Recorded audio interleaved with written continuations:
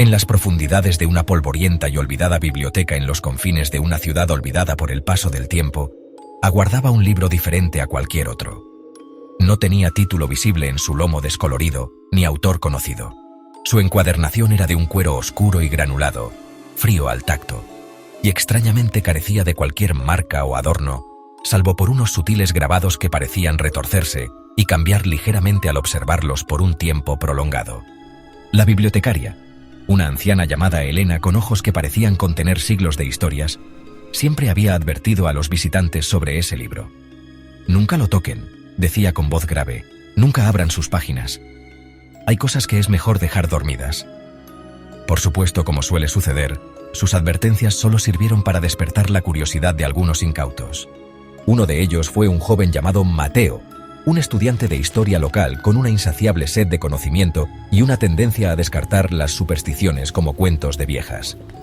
Una tarde lluviosa, mientras investigaba sobre antiguas leyendas amazónicas, Mateo se topó con el libro maldito en una estantería apartada, casi escondido entre volúmenes mohosos. Ignorando las palabras de Elena, Mateo sintió una extraña fascinación, una fuerza invisible que lo atraía hacia el libro. Lo tomó entre sus manos, sintiendo un escalofrío recorrer su espalda a pesar de la humedad del ambiente. El cuero parecía palpitar ligeramente bajo sus dedos. De vuelta en su humilde hogar en las afueras de la ciudad, Mateo examinó el libro con detenimiento. Intentó abrirlo, pero las páginas parecían selladas, como si una fuerza invisible las mantuviera unidas. No había broches ni cierres visibles. Intrigado, Mateo buscó alguna forma de abrirlo, probando con delicadeza los bordes de las páginas. Finalmente, con un leve crujido, la cubierta cedió. Mientras sus ojos recorrían las extrañas marcas, Mateo comenzó a sentir una punzada en la cabeza, que rápidamente se intensificó hasta convertirse en un dolor insoportable. Imágenes vívidas y aterradoras comenzaron a inundar su mente. Sombras danzantes en la oscuridad, rostros demacrados susurrando plegarias olvidadas, y la sensación opresiva de una presencia invisible acechándolo. Asustado, Mateo cerró el libro de golpe, como si al hacerlo pudiera encerrar las horribles visiones. El dolor de cabeza disminuyó al instante, pero una sensación de inquietud persistió. Intentó racionalizar lo que había experimentado, convenciéndose de que había sido producto de su imaginación o de una sugestión provocada por las advertencias de Elena. Sin embargo, esa noche, Mateo tuvo pesadillas horribles. Soñó con figuras esqueléticas que emergían de las páginas del libro, extendiendo sus huesudas manos hacia él. Se despertaba bañado en sudor, con el corazón latiéndole con fuerza, y la sensación de que algo maligno lo observaba desde las sombras de su habitación. Al día siguiente, a pesar de su miedo, la curiosidad de Mateo lo llevó de vuelta al libro. Pensó que tal vez, si lo estudiaba con más detenimiento, podría encontrar algún significado en los símbolos, alguna clave que explicara las extrañas sensaciones que le provocaba. Esta vez, al abrir el libro, notó algo diferente. Uno de los símbolos en la página parecía haber cambiado ligeramente, como si se hubiera movido por sí solo. Mateo sintió un escalofrío más intenso que la vez anterior. A medida que continuaba observando las páginas, los símbolos parecían volverse más definidos, más amenazantes. Las visiones regresaron, pero esta vez eran más intensas y realistas. Mateo veía su propia casa envuelta en sombras, escuchaba susurros helados en la oscuridad y sentía una presencia fría y malévola cada vez más cerca. Empezó a dudar de su cordura, preguntándose si todo era producto de su mente. Pero los efectos del libro no se limitaban a sus visiones y pesadillas. Objetos en su casa comenzaron a moverse solos. Escuchaba golpes y susurros cuando estaba solo.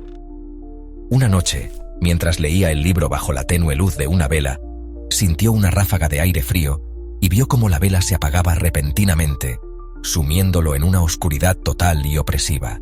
Aterrorizado, Mateo intentó deshacerse del libro. Lo arrojó al río, esperando que las aguas turbulentas se lo llevaran para siempre. Sin embargo, a la mañana siguiente, para su horror, el libro estaba de vuelta en su mesa de noche, seco y aparentemente intacto. Parecía imposible destruirlo o deshacerse de él. Desesperado, Mateo finalmente decidió hacer caso a las advertencias de Elena.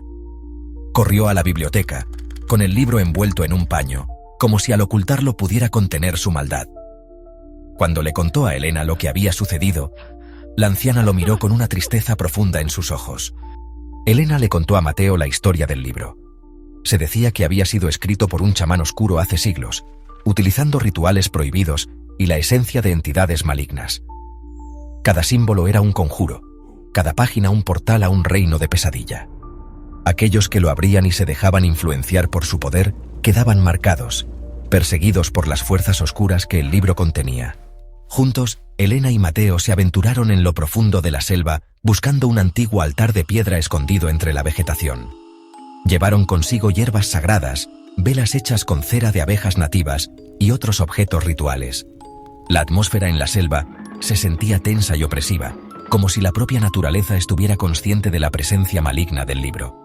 Al llegar al altar, Elena comenzó el ritual. Cantó en una lengua antigua, moviendo sus manos sobre el libro mientras quemaba las hierbas sagradas. El aire se llenó de un humo denso y un olor acre. Mateo observaba con el corazón en la garganta, sintiendo una oleada de energía extraña emanar del libro. Durante el ritual, las páginas del libro comenzaron a temblar y los símbolos brillaron con una luz rojiza y ominosa. Susurros ininteligibles llenaron el aire y sombras danzaban alrededor del altar. Mateo sintió como si las entidades malignas del libro estuvieran luchando por liberarse. El ritual fue largo y agotador. Elena parecía consumir sus últimas fuerzas mientras continuaba con los cánticos y los movimientos rituales. Finalmente, con un último grito, arrojó un puñado de ceniza sobre el libro. Los símbolos dejaron de brillar, los susurros se desvanecieron y la atmósfera tensa se relajó ligeramente. Elena dijo: «El libro está contenido de nuevo, pero nunca estará completamente seguro. Su maldad permanece latente. Nunca debes volver a abrirlo, Mateo. Nunca». Exhaustos pero aliviados, regresaron a la ciudad. Mateo prometió solemnemente no volver a acercarse al libro maldito. Elena lo guardó bajo llave en lo más profundo de la biblioteca, en una cámara secreta custodiada por antiguos talismanes. Sin embargo, la influencia del libro ya había dejado su marca en Mateo. Aunque las pesadillas disminuyeron, nunca desaparecieron por completo. A veces, en la oscuridad de la noche, juraba escuchar susurros débiles y sentir una presencia fría a su alrededor. Sabía que, aunque el libro estuviera contenido, la oscuridad que había despertado dentro de él nunca se iría por completo. Y así, el libro maldito permaneció oculto en las profundidades de la biblioteca, esperando el día en que otro incauto, ignorando las advertencias, se atreviera a despertar sus horrores una vez más. La leyenda del libro se transmitió de generación en generación, un recordatorio sombrío de que hay conocimientos que es mejor dejar ocultos, y que la curiosidad, a veces, puede desatar las peores pesadillas. Una biblioteca, con sus misterios ancestrales, guarda secretos que la humanidad no siempre está preparada para enfrentar, y el libro maldito era uno de los más oscuros de todos.